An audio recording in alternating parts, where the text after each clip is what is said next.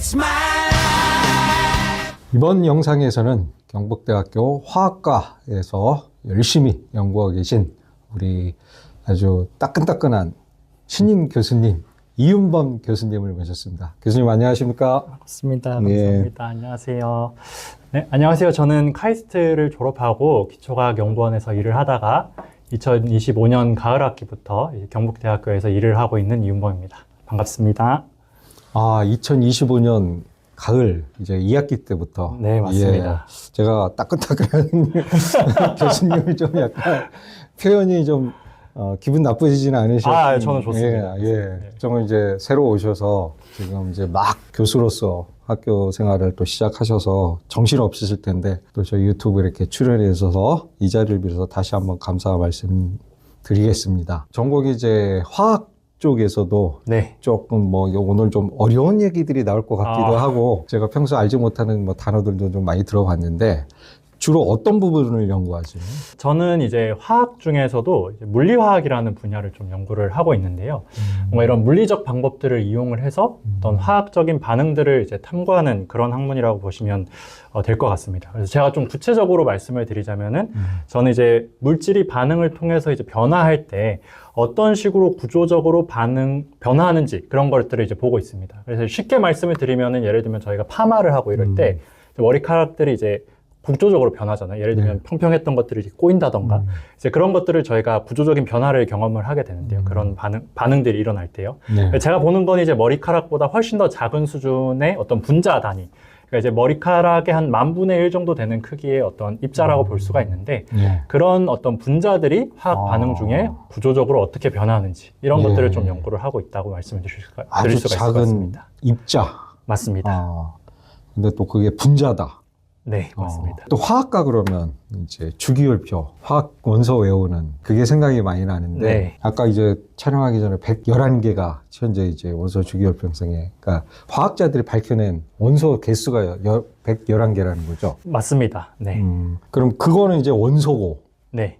원소에 또 원자가 있고 지금 말씀하신 분자도 있고 입자도 있고 네. 제 짧은 지식에 또 전자도 있고 양성자, 중성자도 있고 그런데 네네. 이게 다 조금씩은 다른 것 같긴 한데 맞습니다. 맞습니다. 과학하시는 또 이공계 쪽에 정하신 분들은 다 개념이 있겠지만 좀 일반인들 너무 갑작스러운 질문이라 당황하시잖아요. 이걸 좀 이해하기 쉽게 좀 개념적으로 좀 정리해 주실 수 있나요? 저희가 이제 쉽게 얘기했을 때 물질을 이루는 어떤 기본적인 입자 이런 것들을 저희가 원자라고 얘기를 합니다. 그래서 사실 옛날에는 더 이상 쪼갤 수 없는 어떤 물질을 이루는 단위 이렇게 많이 원자를 얘기를 했었고요. 그렇죠. 제가 고등학교 때 배웠던 과학에서는 그렇게 얘기를 했던 것 같아요. 네. 근데 사실 이제 조금 더 들어가 보면 원자도 쪼갤 수가 없는 건 아니고 원자 안에 이제 원자를 또 구성하고 있는 입자들이 있습니다.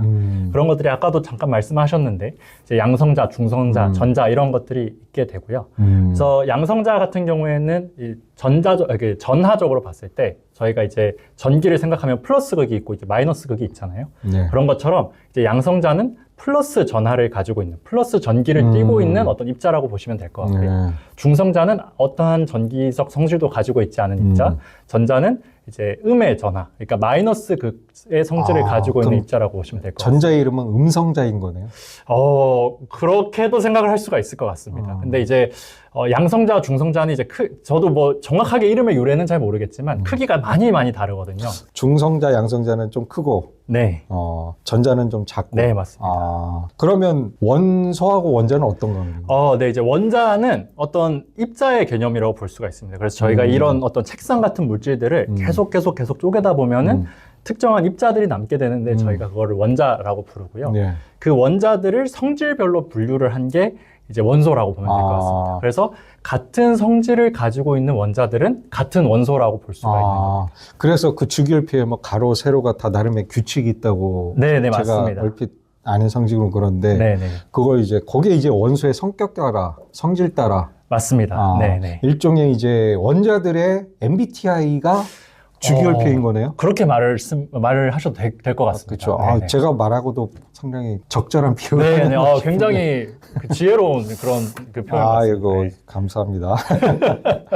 네, 물리화학 우리 이전에 또 나오셨던 임정민 교수님도 물리화학이라고 제가 전공을 그때 네, 들었었는데 같은 분야지만 이제 그분은 이제 레이저 이제 광선검 얘기도 하고 막 그랬었는데 네. 스타워즈. 오늘 또 교수님은 또 조금 다른 분야이신 것 같은데, 그죠? 네, 맞습니다. 아까 저기 이제 머리카락 예를 드셨는데 머리카락을 펌을 한다는 건 이제 열을 가한, 그쵸? 네. 열을 가하면 머리카락이 휘게 되는데 그 얘가 그렇다고 물성이 변화하는 건 아니잖아요.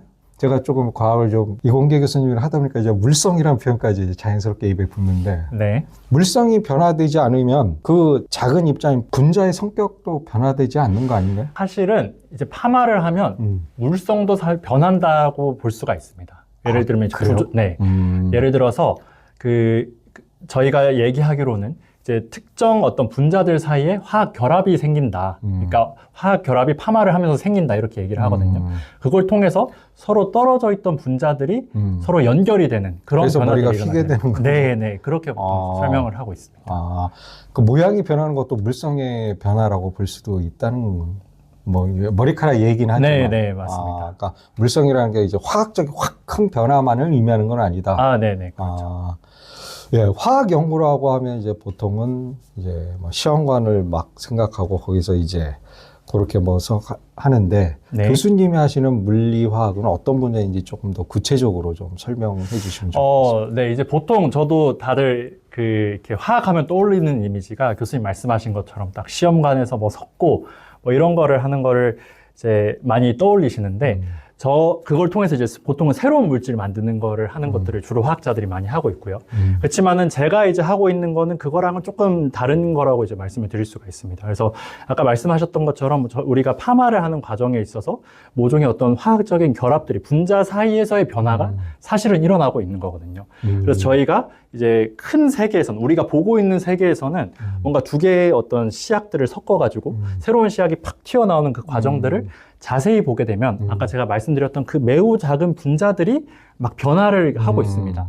그래서 저는 그 변화하는 과정들에 조금 더 관심이 있는 겁니다. 이제 많은 사람들이 생각하는 거는 그 변화 전후에, 변화 전에는 어떤 물질이었고 변화 후에는 어떤 물질이 된다. 이런 것들에 관심이 있다면 저는 그 변화하는 중간에 이 변화하는 과정에서 어떤 분자들이 변화를 어떤 과정을 거칠까, 어떤 경험을 할까 이런 것들에 조금 관심이 있다 이렇게 말씀을 드릴 수가 있을 것 같습니다. 그러니까 결과보다는 과정에 포커스를 맞추시는 건가? 맞습니다. 저는 이제 결과로 가는 그 과정을 알면은 이 결과를 좀 더 이해하고 조절할 수 있을 것이다. 이렇게 메커니즘을 알면 결과를 예측할 수 있으니까. 예, 정확합니다, 교수님. 그럼 왜 결과만 연구하시는 교수님들은 왜 그렇게 하시나요? 사실 그래도 이제 궁극적으로는 저희가 이제 결과를 얻어내는 것도 당연히 이제 중요하고요.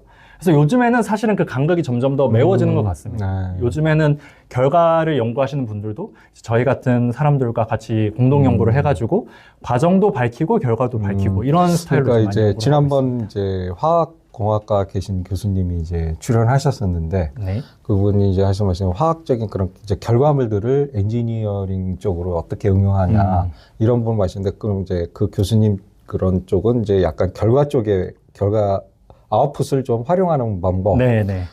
교수님은 그런 이제 프로세스, 메커니즘을 밝히는 그런 연구. 네, 맞습니다. 이렇게 보면 될지 모르겠네요. 네, 맞습니다. 네.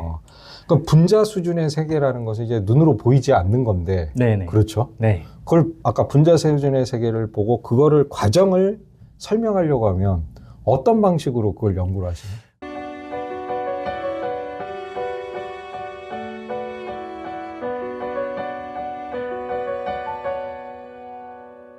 It's my